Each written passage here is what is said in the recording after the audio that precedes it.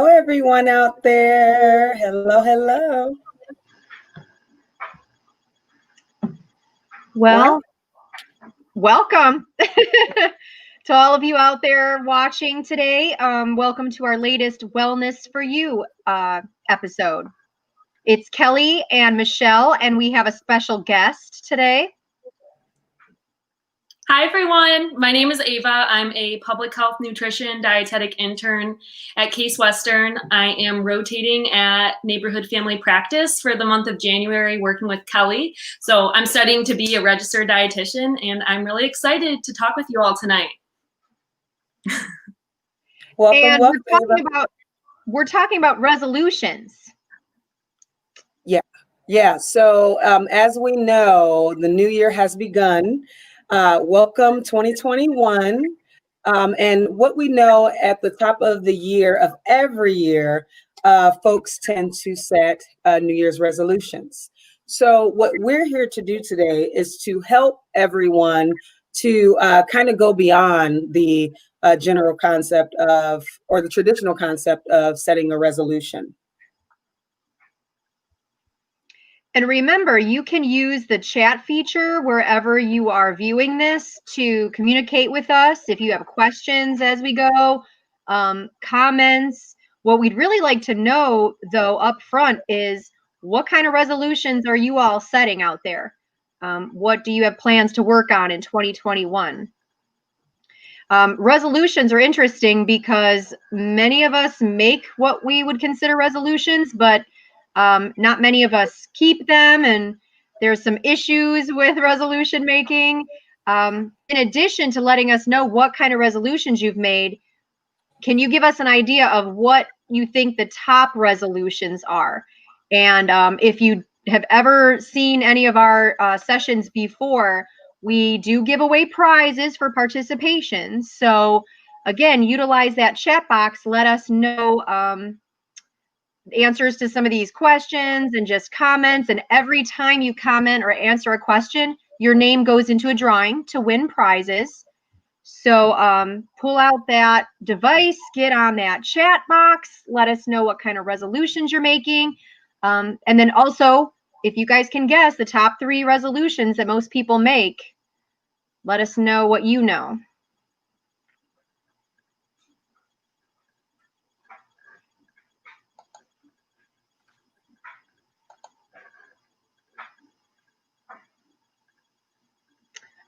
Michelle, you're muted.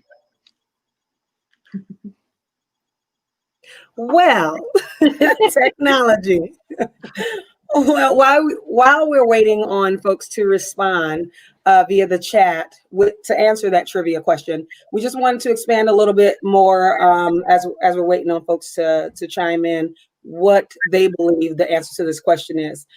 So just a little hint we're going to be working on today. It's called SMART goals. It's a nice method to help folks take big goals that we set for ourselves, or our provider might have asked us to work on something as it relates to our health, or the dietitian has asked us to work on something, or you're working with the dietitian on a goal. But sometimes it's a big goal, right? And we don't always know how to get from A to Z. So with the SMART goal method, it helps you to break it down, really hone in and focus on one thing at a time, gain traction, build on that, and get some momentum to accomplish the bigger goal by first accomplishing the small mini goals to get to that big goal. So let me check to see if we have any responses in the comment sections. Do you see anything yet, Kelly? Yeah, we have a couple people with some fabulous guesses, and some of these guys are right on track. Weight loss, someone's saying, is number 1. Weight loss, exercise, maybe being more mindful, eating more healthfully. Sheila's raising her hand. Sheila, if you can let us know what your guesses are. So again, all of these responses will put you in the running for some prizes, but we wanted to know if anyone could get the top 3. And it looks like Dara hit it on the head with weight loss.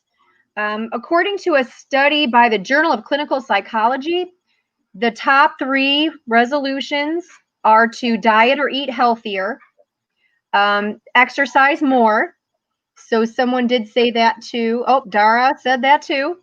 And to lose weight. So we can talk today about how maybe eating healthfully is a little different than losing weight. But you can see, great job, first of all, for everybody that responded. But you can see how those goals or those resolutions are very broad. And so that's what we were hoping to do today, is take those common resolutions and resolutions you guys are setting and turn them into these SMART goals so that it'll keep you on better track. Yeah. So then what we want to do, did they get it right? Did we have a winner? Yeah, I think Dara is our winner for the Okay. first trivia question. She got weight loss, exercise more, and actually Noelle is a winner also, because she said eat healthy, and that's actually number 1. That's how most people describe their resolution. Okay, perfect. So I don't know if we mentioned at the top, but we like to give away gifts.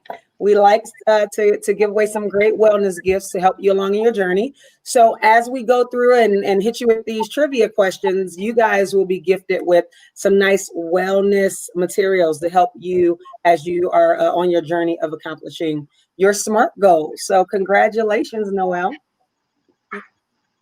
Noelle's also asking, are they different for men and women? And it's interesting you have asked that, because in that same article, what I learned is that many women are more health focused, perhaps with this diet and exercise. And men, the top ones were more about new jobs and cutting back on alcohol. And then within the top 5, a lot of people mentioned saving more money or some financial goals as their resolutions. Yeah, so that is actually a great segue into the next part of our conversation as we kind of dive into the 8 dimensions of wellness. So Madison, you can put that wheel up there and we'll go through this wheel. So we first introduced this to you at the end of last year. It was our last session in December. And we're going to work through these concepts throughout 2021 and beyond. We're going to tie it into each Wellness for You session, but we wanted to just hit on each one a little bit more in depth today because we just briefly mentioned it with the last session that we have. So here you see you have a nice wheel, and I'll just briefly touch on the financial one because that's actually my main goal for 2021 is all about finances, right? A bit of freedom, financial freedom and financial peace. So with the financial wheel, that dimension up there where you see the piggy bank, it's so timely right now. So that wellness dimension, that would involve, focusing on making sure you are on time with your bills, your budgeting, finding ways to cut corners. You have a rainy day fund, or mine is called God Only Knows Fund, because only God knows what's going to happen. And you just never know where life takes you. So you need you some cushion there. Ways to cut on money is by also doing coupons, reducing impulse buys, one thing I struggle with, investment, life insurance, et cetera, et cetera. So that's the financial aspect of the dimension, the wellness dimension. The next dimension is intellectual, the little brain there in the icon. And some examples of maybe some resolutions or goals you could set in the intellectual dimension could be like learning a new app or learning a new skill or hobby, maybe reading more books or books online. So anything that pertains to like your intellectual wellness would fit here. And the next dimension of wellness would be the occupational dimension. So you can see that blue briefcase right there. And that might look like something improving your interviewing skills, trying to get promoted, or even taking some courses online. Yeah, and then we're going around to the social dimension there. And with the social dimension is all around relationships, right? So building, maintaining, repairing relationships, interacting with one another. And we know right now it's kind of difficult. It was initially difficult in the time of COVID, but now we have all of these virtual platforms. So it's making that that opportunity available to us where we can socialize, even if we're doing it from a physical distance. So that is the social dimension. And then we have the physical dimension, which is where those biggies come in that Kelly was talking about earlier. So this could be something like drinking more water, going to the gym more often, eating more fruits and vegetables. Perhaps you want to run a marathon or even do something small like brush your teeth for 2 minutes every day. You can also work on your sleep or try to lose weight or something like that.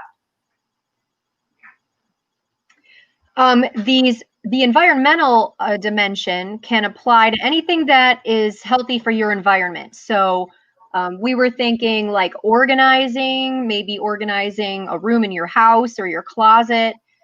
This could also include something outside in the environment. Maybe you'd like to start a garden or do something healthy for the environment.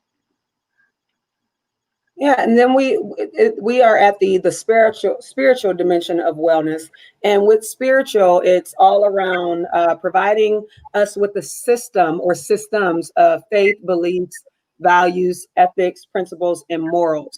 So that could involve meditation, prayer, studying, learning, pulling from a higher power source, especially when we are going through midst or seasons in our lifetime where things are out of our control. That's where you really want to pull on this aspect of wellness. And finally, emotional dimension is a big one too, because this might mean you're decreasing your exposure to stressful activities. Maybe you're keeping a diary to get some thoughts down. Stop procrastinating. Anything that could improve your emotional well-being would be in this dimension. And we wanted to lay these all out for you because if you have participated in our Wellness for You videos before, you know that we try to focus in all areas of wellness. Sometimes we might get a little heavier in the nutrition and exercise and things because that's our specialties and that's what we're interested in. But as you saw, there are 8 dimensions of wellness, and that means your resolutions and your SMART goals can apply to any of those areas. So I see a lot in the chat box, probably answers to our trivia question. But if you guys want to share what you think your resolution is for this year, your goal, maybe what dimension you want to focus on, just please keep the comments coming. Yeah, then if I can mention something really quick about this wheel here. You hit on it a little bit, Kelly, and I just wanted to expand upon that. You guys can see nutrition is not mentioned. Although we talk about nutrition, like Kelly said, generally when we're doing our sessions when they were in person and then on live, we generally talked about nutrition a lot. But as you see, it's not necessarily a dimension designated to nutrition. That, for me, is an indicator that all of these wellness icons that you see here in this circle, all these different dimensions are vital to your overall well-being, right?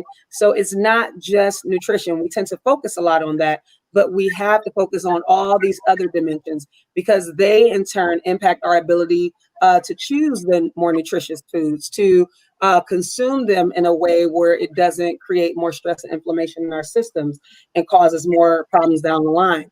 So we just encourage you to kind of tap into the other dimensions of wellness and focus on that and kind of let the nutrition piece come as it comes to you.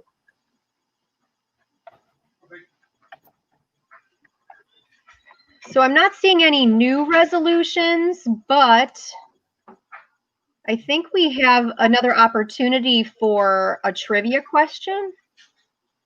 Oh yeah, love trivia. Okay, so I am up and I would like to know how long do you think people stick to their New Year's resolutions?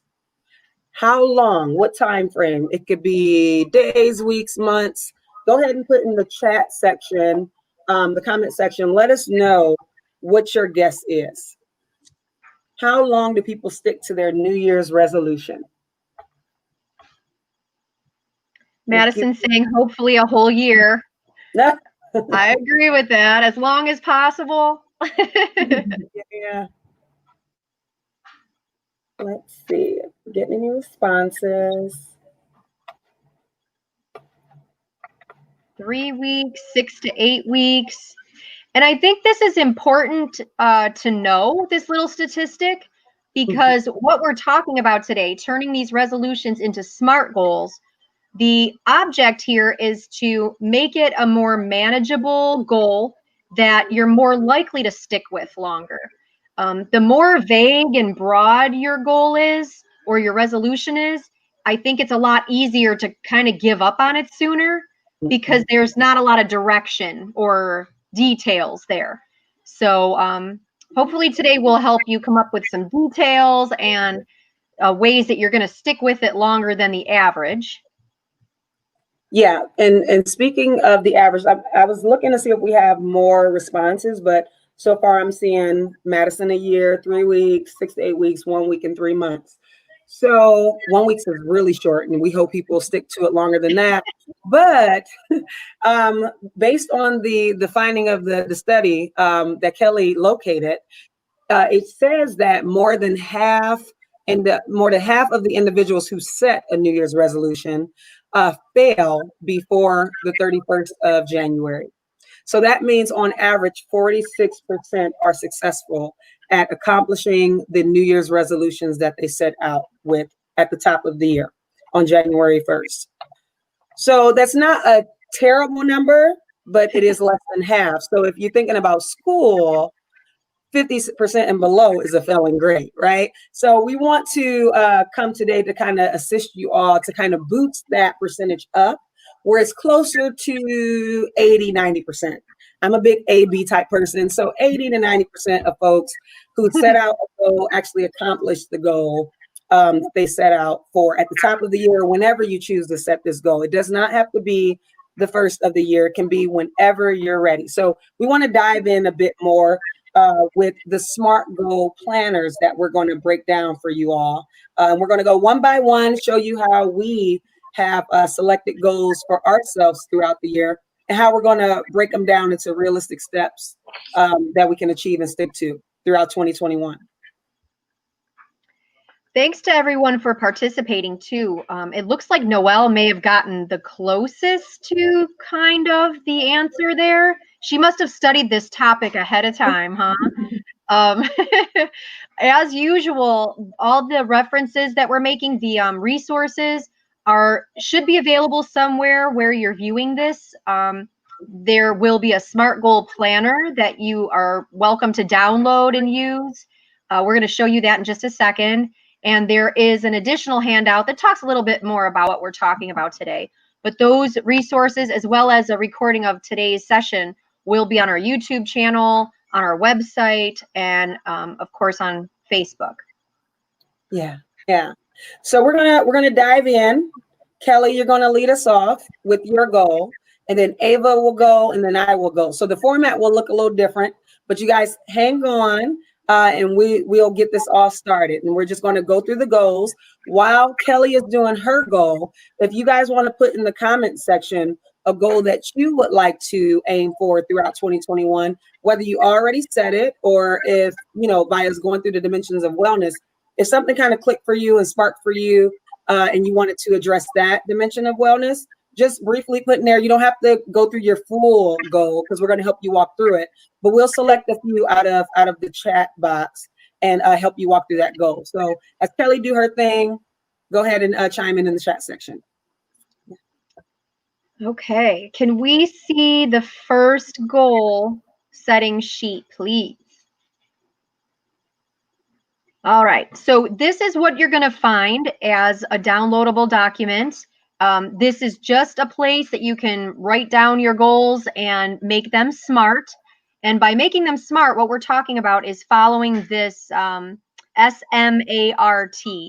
And so what this means is you want to start out with S, being more specific about your goal. So when we said that the most common goal is to eat more healthfully, well, this would be, how specifically are you going to do that? How are you going to reach your goal?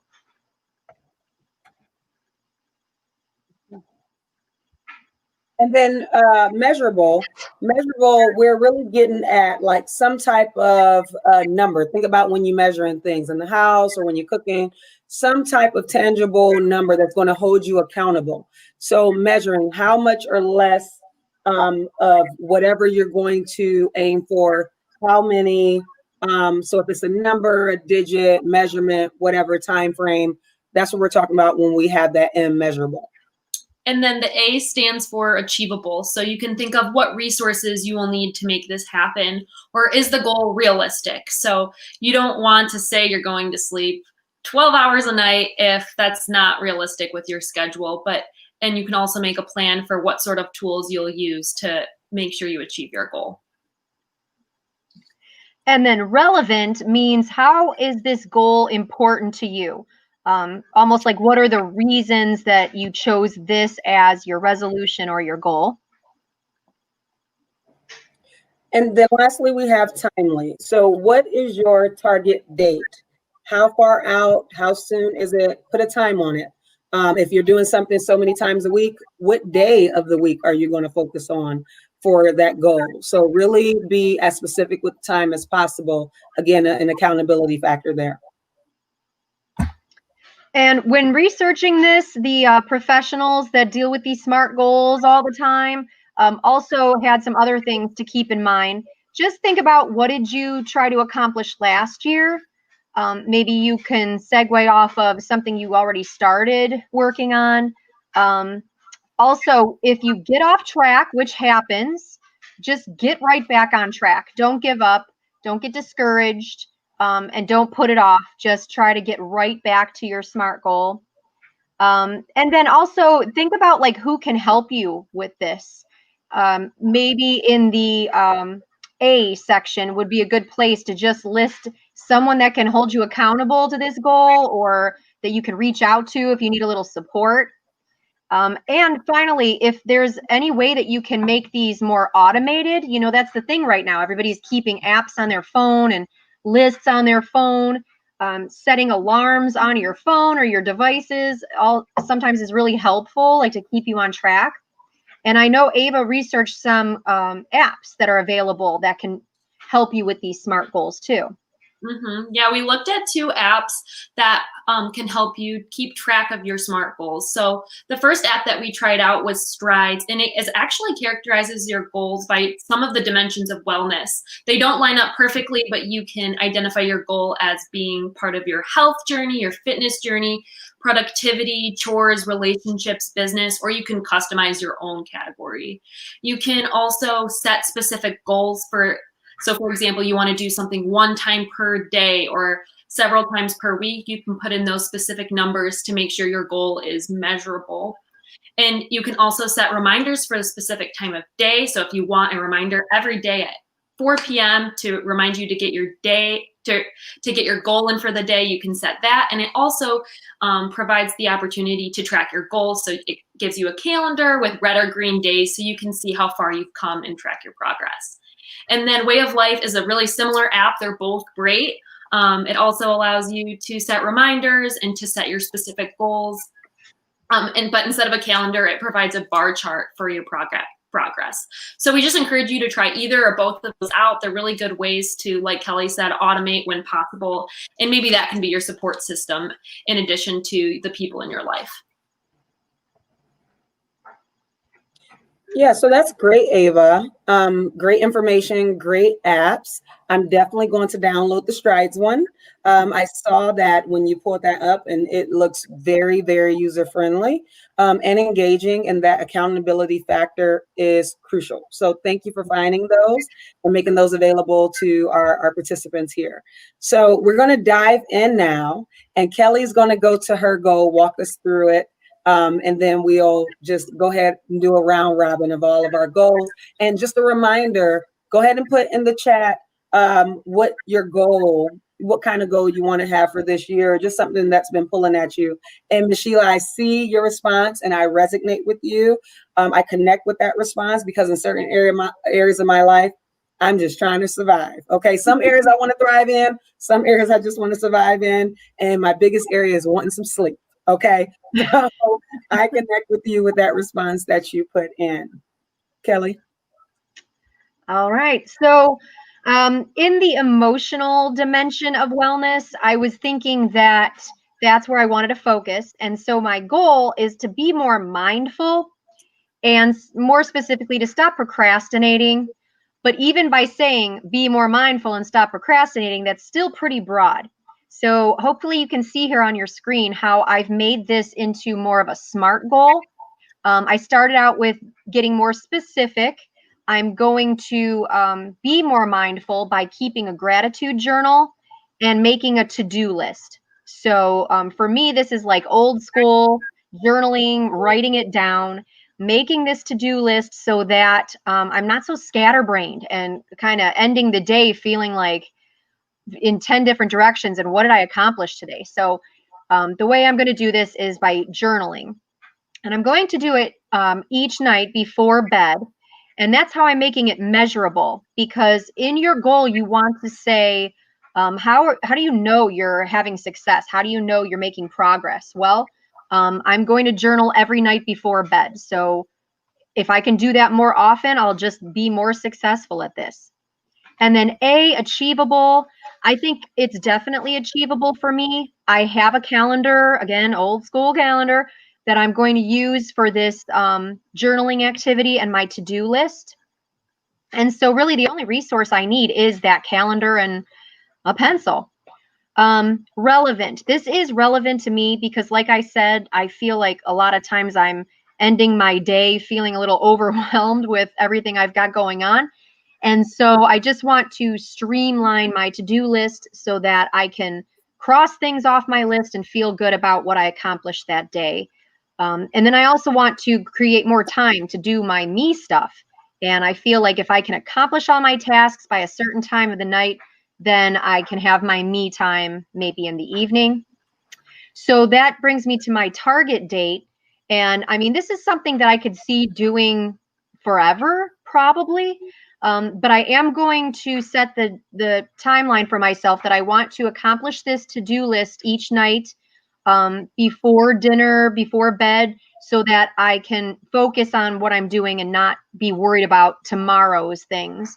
It's all written down. It's not going anywhere. So I feel like I could do that every night. And then I'm going to reevaluate this in the spring, maybe like May 1st. I'll kind of take a look and see. I'm anticipating that in May, in summertime, my tasks and activities are going to look a little different. So I might have to just tweak this goal a little bit. But that is my SMART goal for emotional wellness. And you can see here, we've included like a little ruler. And Michelle's going to talk about this maybe a little more, but I am pretty confident I can reach this goal. I feel pretty good about the resources that I have and that I can accomplish this goal, and I can probably start tonight.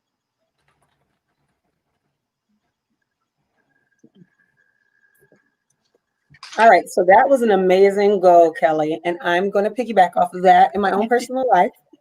Great goal. All right, so Ava, you are up.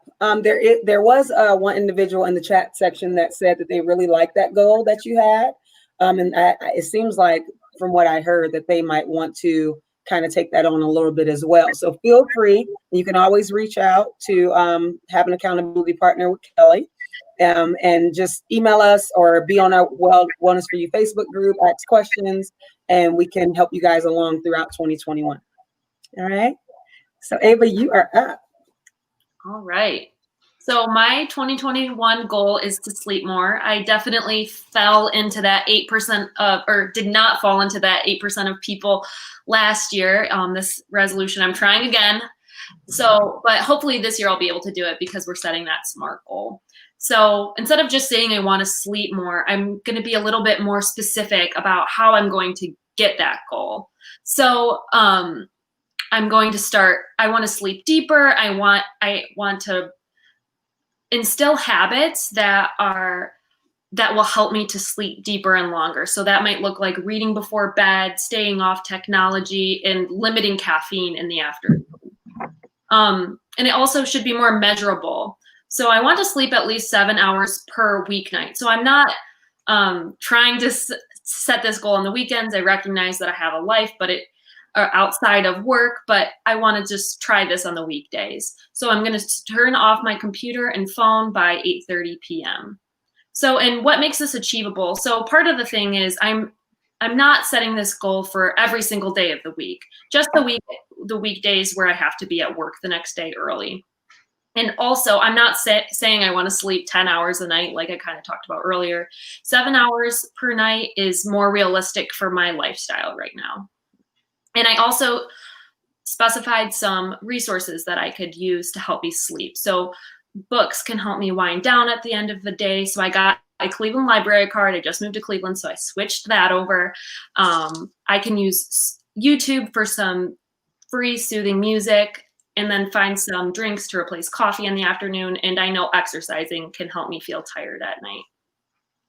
And relevant, this goal is really relevant to me because I know when I sleep more, I can be my best self professionally, physically, and emotionally. And it's timely as well. I want to start these activities and stick with them for almost forever, like Kelly was saying, but I'm going to do it every weeknight starting tonight. And I feel I have an 8 on that confidence scale.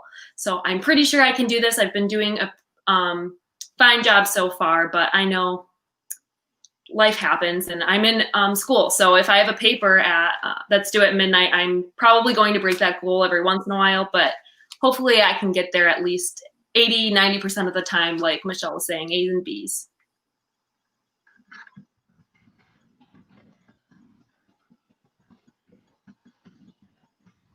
You're muted, Michelle. Again, I said honor roll students. That's right. Honor roll students and adults in life. So again, that was a great goal. And I already told you I'm going to definitely take advantage of that goal, apply that in my life. So now I will go to mine and we will dive into the money part, right? The financial wellness of that wellness wheel. And for me, the financial freedom, right? Finances equals freedom in many, many, many ways. But first, you got to have that freedom within. So I definitely tap into that spiritual wellness all the time. But yeah, with the society we live in, we definitely want to be mindful of our spending habits. So for me, I want to be financially prepared when life hits, because it's not if it's going to hit, if life is going to happen, if an emergency comes up, it's when, all of those things and above. So with specific, I want to specifically save $6,000 in emergency funds, right? $6,000 in emergency funds. How I am going to measure this is by automatically depositing $200 every 2 weeks into my savings account. Now, I have a savings account.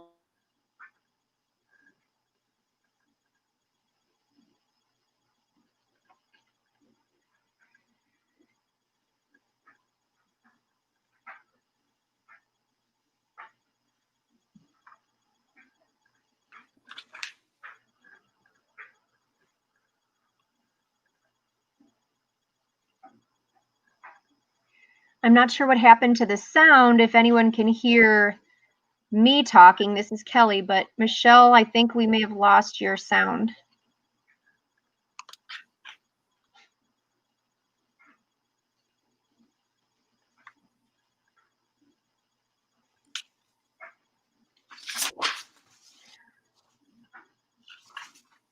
If anyone can hear me still, because I can hear someone on the line, just use the chat box to let me know that you can still hear us. I can hear you pretty well, Kelly. I'm not sure if that's helpful. Okay. Yes. Okay. Michelle is offline at the moment. We're having just a momentary technical difficulty, but Mary's saying she can still hear us. Okay. So, yeah, so this is an example of a financial goal. And Michelle was talking about like very specific numbers here because it's very subjective to her situation. So she's gone so far as to say she's going to measure this with dollar amounts. She's going to use these budget spending tracker apps, which I think is a great thing because, you know, everybody's like into these apps right now. So as far as resources, I mean, obviously she'll need the cash to meet this goal, but to actually get herself on track and be following along and tracking her goal, just downloading that app is probably all she's going to need. And I think she was talking about how it's relevant to her because, you know, so many of these dimensions of wellness are interrelated. And you might think, okay, yeah, financial goal, but, you know, that's going to feed into your emotional wellness and other things too, because the less stress you have thinking about these financial goals, the more emotionally well you might be. And then she wants to complete her goal by April of next year. So that's a great target date. And, you know, Ava and I were talking about goals in general and how certain goals, like the more physical goals, you might tend to think, well, I just want to do this forever. Like I want this to be a lifelong thing. Whereas this financial goal, you can be very specific about your timeline. And you can say, I want to accomplish this by a certain date. And in Michelle's case, she wants to have $6,000 in her emergency fund by next April. Yeah, thank you, Kelly. Oh, you're Thank there. you for picking up. No, thank you for picking up where it got left off. Internet. My apologies, guys. Connection. How people feeding. So, with that financial goal, it is important. We've been talking about that ruler, right? So on that ruler, we have those numbers broken down from 1 to 10. And what that is a confidence level. Madison, can you pull back up the most recent one so I can show them? Yeah. So you see the ruler, it says, how confident am I that I can reach this goal? So I think Kelly's was a 9, Ava's was an 8, and mine was an 8. And so what this ruler is, and you don't necessarily have to draw a ruler, we'll show you when we do the demo. With this confidence scale, what these numbers mean, or the range of numbers mean, anything 6 or lower could mean that your goal is not realistic enough. It might be too taxing. You might need to trim it down a little bit more so that way it could be achievable, right? Because the unknowns happen, the uncontrollables happen, and we have to be prepared for it. So if you're at a 6 or below, you might need to maybe, draw back a little bit and hone in, maybe start 2 or 3 days and then build up if you're going on days. For me with the finances, if I felt like it was at a 6, maybe instead of saving up $200 every 2 weeks, maybe I cut it down to $100 every week, 2 weeks, to account for, holiday time, which I did. I accounted for holiday time. I accounted for birthdays. So that's why it's not until April. I had to be realistic with myself, right? And then if it's at a 7 to 8, that means you are confident. So from a 7 to an 8, you're confident, you're good, but you want to be, a 9, 10, 7, 8 is decent. 9, 10 is great. That means you're rocking it out. Okay. So that's how that ruler breaks down on that confidence scale. All right. Yeah. So now we're going to check the comment section. Did you see anything, Kelly, as far as what people may have mentioned as regarding goals that they wanted to accomplish? Yeah, people have some great ideas here. So I think we're going to have some opportunities to turn these into true SMART goals. I am going to, I like this suggestion by Madison about using your phone less. And talk about old school, we're doing the flip chart. So here's my my flip chart where I'm going to just write in my goal of using my phone less, because I like that. And if you guys have ideas about what dimension this might fit in, like I'm thinking this is emotional because, you just want to spend less time on technology and more time in your own brain or something.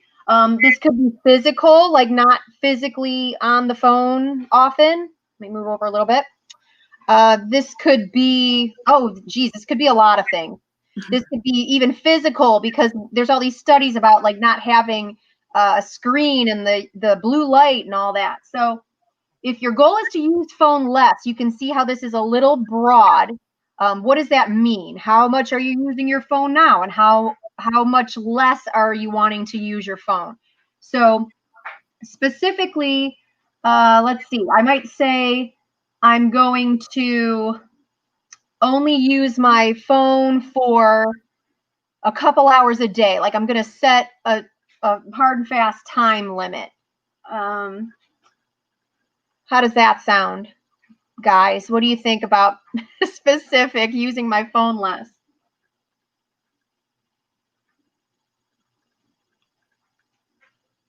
Michelle or Ava, any? Maybe you want to cut back on a more specific app on your phone, a more specific use. Okay, that's a good one. So spend, and we can like get into measuring in these too, but maybe like spend less time scrolling on social media. Okay. Thank you. And again, I mean, this is all like custom to you. So Madison suggested this. Maybe she spends 5 hours a day scrolling on social media. So, but some of you might only do it for an hour and still want to carve out more time to do something else. So spend less time scrolling on social media and like replace that with physical activity or something like that. So put the phone down and go do something physical, I guess. So measurement could be 1 hour a day. And what I would do here is, as far as like, is it achievable? You know, there are apps and there are things on these devices that can alert you when you've reached your 1 hour a day. So I would probably utilize that. Or set a timer or something. So I'm going to say that all I really need is the timer on my phone. And then I probably would need an idea of exactly what I'm going to do here. So maybe I'm going to say I'm going to go for a walk or something. And so another resource I might need is either like my treadmill or just my outdoors, just my neighborhood that I'm going to go walking. Why is it relevant? Well, like I said, maybe you just want less time in front of a screen.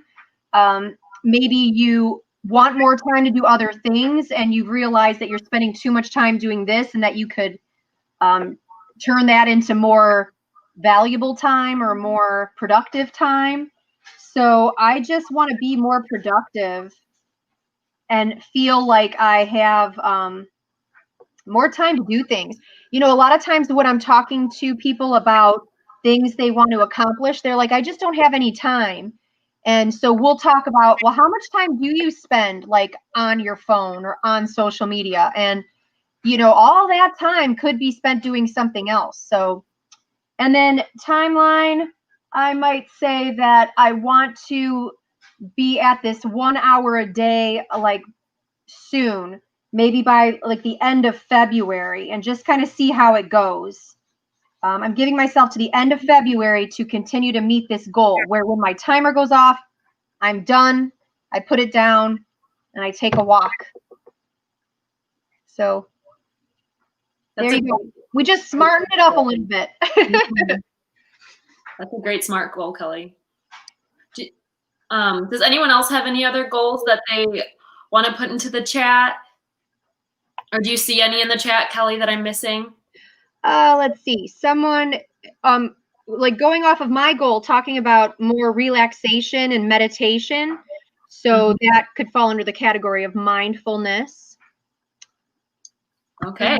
And then weight loss, you know, that's always a popular one. So.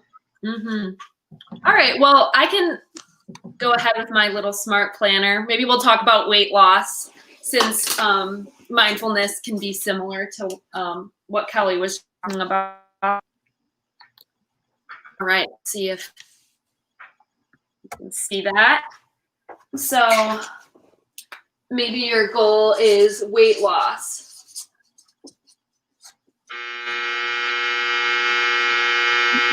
Sorry about that. Dryer's done. Oh, no problem. Okay, so how can we make that more specific? maybe you want to, so you might want to think, how are you going to lose weight? So maybe you want to stop, or we can even make it more specific than this later, but maybe you want to stop eating fast food and eat more fruits and vegetables.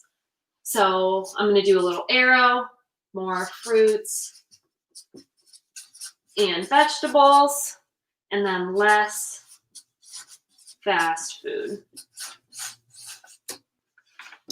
And then we want to make it measurable. So I guess we could focus, maybe we want to focus on one of these at a time, depending on how long you've been working on your goal. Let's say you've been working on this goal for a couple months now and you feel prepared to work on both at the same time, but you could always just start with one. So measurable, maybe you want to eat 5 servings of fruits and vegetables a day and 1 fast food a week.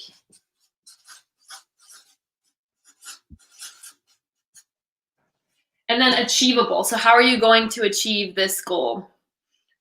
You might have a buddy. I saw in the chat, someone had a great SMART goal already. So maybe you have a buddy that you call when you want to have fast food, like Mary was talking about. So I'll add buddy.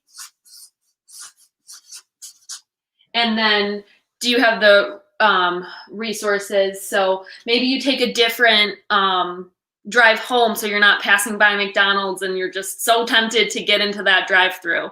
So maybe drive home. And then for the fruits and vegetables, maybe we'll get some frozen vegetables because those can be cheaper and easier on hand, and then you don't have to worry about them spoiling. And why is this relevant to you? So maybe you want to lose weight to feel better because you have children or grandchildren that are coming around, or you have a specific event you want to lose that weight for. So I'll put for my family to stay healthy, but you can kind of maybe sometimes think of this relevant as your why. And then timely. So we're focusing here on, in this goal, we're focusing on the things we can control. So maybe you want to be implementing this goal by, like Kelly said, the end of February. And you can also stem from this what you want your specific amount of weight loss to be. We didn't really take that route, but if you wanted to lose, say, 10 pounds by the end of the year, you could break that down to half a pound per week, or something like that. So at the end, our SMART goal is, I'll spare you from me writing it down, but I will eat 5 servings of fruits and vegetables a day and fast food around 1 time per week so that I can lose weight to feel better for my family. And then you can go along and go further into how much weight you'll lose it with a different SMART goal planner.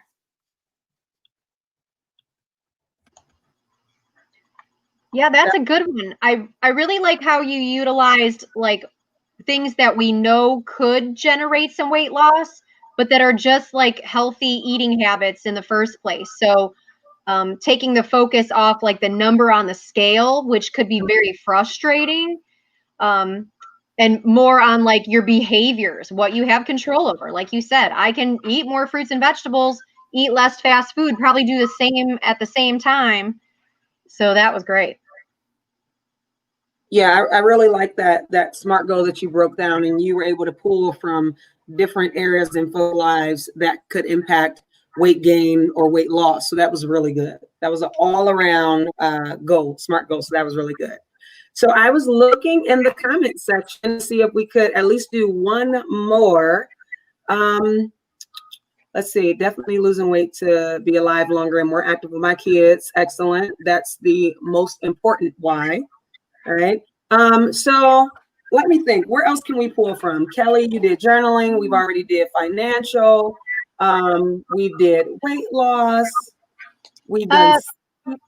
Mary mentioned earlier in the chat how she said, oh, how did she say it? Just like stopping bad habits. She just put quit bad habits. So I was thinking, wow, there's probably a lot of habits out there that people want to kick. Right. So I don't know if there's any smokers out there that want to make that their goal, or let's see, someone drinking soda, like. Yeah, that's a big habit. You already hit on the technology piece. So we can do sugary beverages. That's one that I know a lot of people still might struggle with, sugary beverages, and increasing the intake of water. So let's focus on reducing sugary beverages. So let me get this in the screen. Let me know once you guys see it fully. Let's hope my technology works with me. I can read it. I can see it. Mm-hmm. Okay. Seems like it's a little bright over there. Let me go this way. Better? Okay. All right. Yeah. All right. So reduce. Do we want to reduce or limit altogether? Let's do reduce, because if you're drinking it, it's kind of hard to just give it up completely. So reduce. Right. Drink less pop. Drink less pop? Okay. So let's see, reduce, drink less pop. And hopefully you guys can see my scribble. Can you see it good? Okay. Yeah. So let's be specific. So let's say if right now you're drinking, I haven't drunk pop in so long, so I don't know how they come in the can anymore or the bottle. But like, let's say if you want to aim for only having maybe a half, say if you drink a whole bottle of pop or a can of pop each day, like during dinner or during the day, let's work on reducing that one can. Okay, so that don't mean you need to get completely rid of it. You can reduce that can. So how about we reduce it to breaking it up, like reducing it by 3/4, or a fourth. We don't want to take it completely away, but reducing it by a fourth or reducing it by a half.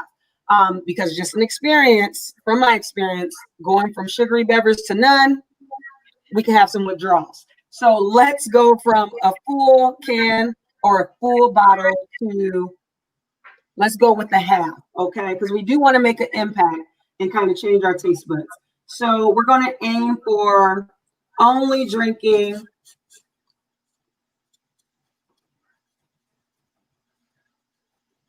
a half can pop. Okay, I should have wrote that higher. During dinner. Okay. So immediately when you go from drinking one full can or one full bottle to a half, you're immediately cutting down your carbs drastically in half, right? So that's a good goal. If you go from a whole to a half, that means you cut out half that sugar. Okay. So how are you going to measure this goal? You want to only drink a half and you don't want to drink any more than that. So how are we going to measure this? Let's see. How can we measure this goal? I like having a journal. That's more of the resources that we're going to use. We can measure this goal by, let me see. Well, that is the measurement, right? This is a half. So let me move that. Half can pop during dinner. And let me change my wording up here. Now, this is real life. This is how you do in real life, okay? So that's actually the measurement because that's half. How about we reduce our pop, but we are drinking less during dinner? Drinking less pop during dinner. Pop during dinner. And you're going to measure that by only having a half a can of pop during dinner. But from my experience, what I've done is also include, I got to substitute that. So I increase maybe a half a cup of water, right? Because if you're used to drinking pop during dinner, you want to kind of substitute that a little bit. So maybe we increase our water intake. So drinking also a half a cup of water with our dinner. So you're going to add this, and you're still going to have this. You're not completely taking it away. Okay. Does that make sense to you guys so far? I'm just going off my personal experience of how I did it, how I kind of worked through it. So I reduced it by increasing my water intake and reducing the amount that I'm having during dinner. Oh, reduce or add, reduce. Really chicken scratch. So ignore that, okay? Just get the essence of what I'm putting here. And so then achievable. Is this going to be achievable? What can we use? So I like journaling. Kelly has mentioned journaling. You can easily have an accountability partner with your family. You can do this as a family. When I was reducing my pop intake, that also had my kids reducing their pop intake. So your accountability partner can literally be your family.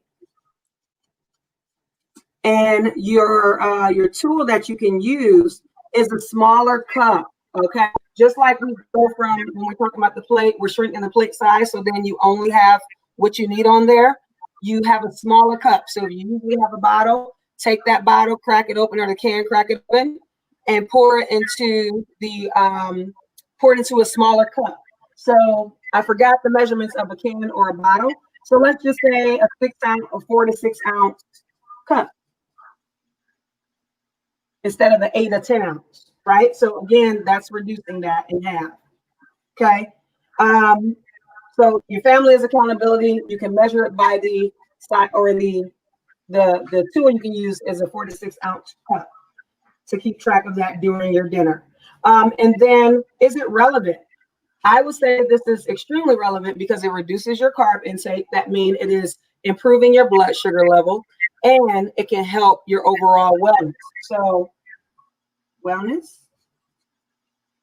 reduce carb, and the less sugar, the less carb we have in our body means the less likelihood that we are gaining weight. We're storing fat. We want to burn off that fat. So we need to get that water in, flush out them toxins, reduce carb. Can you lift up your chart a little bit so we can see the R and T? I'm sorry. All right, so the wellness, optimal wellness, reduced carb intake, lower sugar levels for my individuals out there living with diabetes, pre-diabetes. They want to reduce the likelihood that they will get diabetes. Focusing on your sugar intake, your carbs is key. So lower blood sugar levels. Okay. And Mary's mentioning the benefit to your teeth too by drinking. Thank you, Kelly.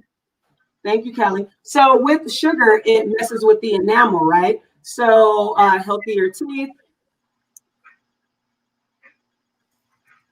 You see how many benefits? Oh, sorry. You see how many benefits come with reducing pop?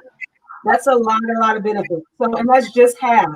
And eventually your taste buds will catch up and you won't need to depend so much on it. So the time, I would say for this, let's be realistic, right? If you go from doing this every day, all day, you don't want to say, I'm going to stick to this every day, all day, right? So maybe we want to aim for 3 times per week. And we're going to even get more specific with. Oh, no. All right. So maybe Michelle's goal for 2021 is to get stronger internet or something. We lost her again. Darn it. Okay. But that was an excellent goal because it was very specific, and it was, here it comes again.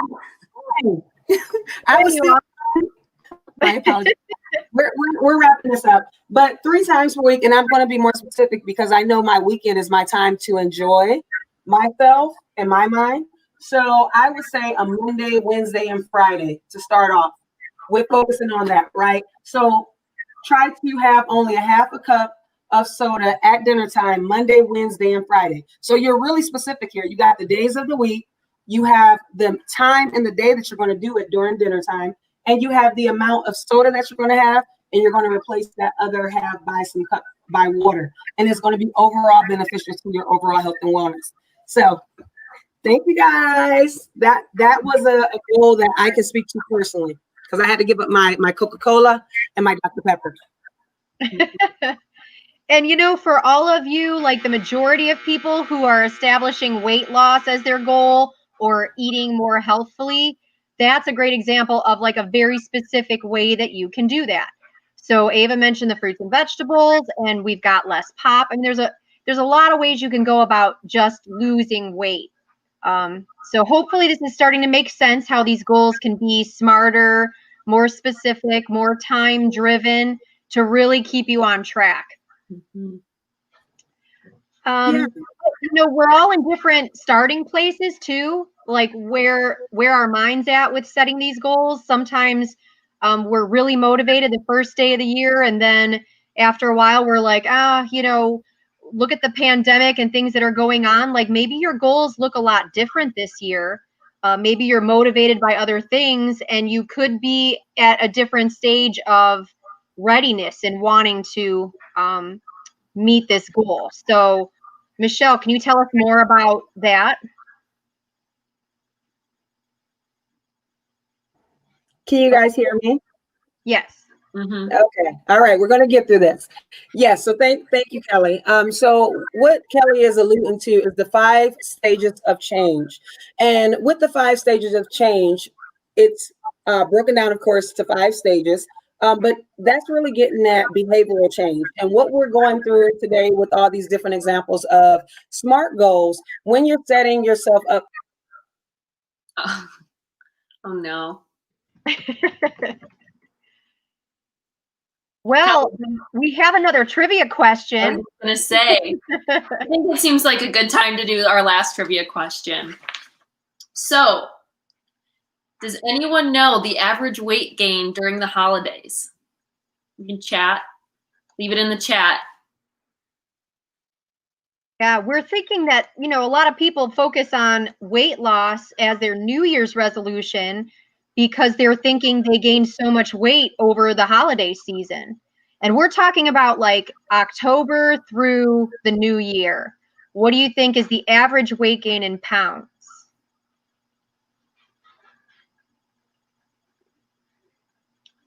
We've got a couple 15s.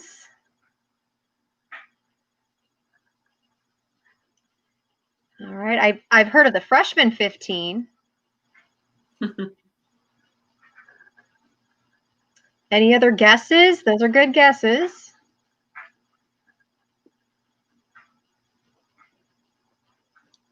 $20. There she is. We're doing our trivia. Okay. We asked another trivia question, so we're getting a little bit of feedback here.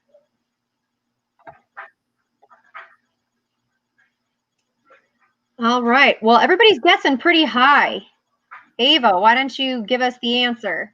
Well, according to the New England Journal of Medicine, the average weight gain is about 1 pound. So, Madison, it sounds like you were the closest. Surprisingly low. That is very low because we always think that we're going to gain 10, 15 pounds, like you see, plan for, and then that's what we're aiming to lose at the top of the year. So that was a really great trivia question that surprised me as well. So I know we were cut off there briefly, but I'll just say that the resource that I was alluding to, or I was informing you guys of, the 5 stages of change, is on our website. So I won't hold you up. My internet keep on cutting out. So be sure to check. Oh no. Yeah, there is a pretty nice handout with some information about those stages of change. And, you know, it might be really helpful to just determine like how motivated you are, where you are with some of these goals, if you're ready to get started, if you need a little more time to maybe pull those resources together. And, you know, if you're just not that high on the list of motivation for the goal that you're thinking of, maybe you can even change your goal a little bit, start out a little more simply, and really drill it down and be more specific into a very manageable chunk that you know you can work on, just so that you don't get discouraged and give up, you know, not setting goals that are too big or too lofty. So thank you. Neighborhood Family Practice has put in the chat box where you can find our wellness resources. They're on our website. They're on our YouTube channel and our Facebook page. And of course, don't forget, we have our wellness team at NFP that can help you with these goals, can help you establish them, come up with some ideas and strategize, and also lend some of that accountability that you guys were talking about. Just someone to kind of check in on you and say, how's it going? And is there anything else you need to keep it up? So just, you can call NFP anytime, ask for a member of the wellness team. And of course, you can always reach out to myself or Michelle. And any closing thoughts? Thanks, everybody. If you Yeah, can happy hear me, New thank Year, you. See you Have a next good time. evening. We'll be back next month with more wellness for you. Bye, Bye, everyone. guys. Bye-bye.